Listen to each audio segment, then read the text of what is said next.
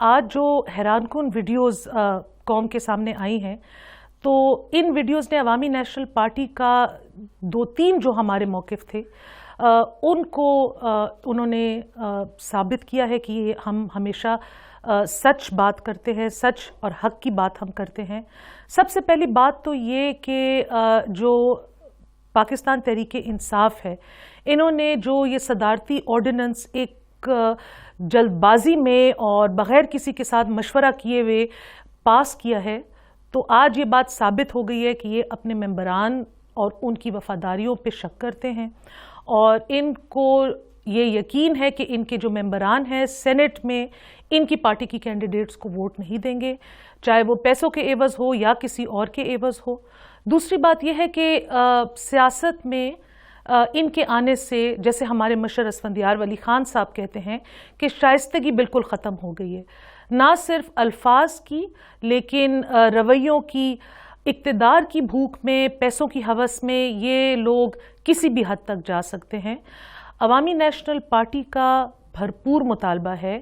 کہ وزیر قانون سے فوری طور پر استعفیٰ لیا جائے۔ یہ ہمارے ملک کے آئین اور قانون کے لیے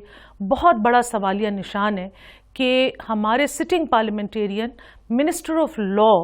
وہ انسان ہیں کہ جن کے اوپر اب یہ تو آپ اس کو ایک ایلیگیشن بھی نہیں کہہ سکتے، یہ ایک پراپر پروف ہے۔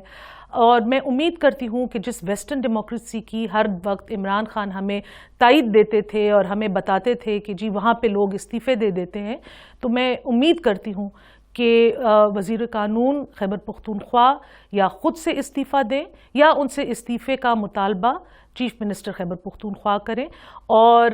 اس عہدے پہ ایسا بندہ لایا جائے جو اس عہدے اور اس ٹائٹل کے لائق ہو۔ پاکستان تحریک انصاف پاکستان کے کرپٹ ترین جو سیاستدان ہیں ان کے لیے ڈرائی کلیننگ پلانٹ بن چکی ہے۔ جو لوگ دوسری پارٹیوں پہ کرپشن کے ایلیگیشنز پہ نکالے گئے تھے، آج وہ ثابت ہو گیا ہے کہ ان کو نہ صرف پاکستان تحریک انصاف میں ویلکم ملا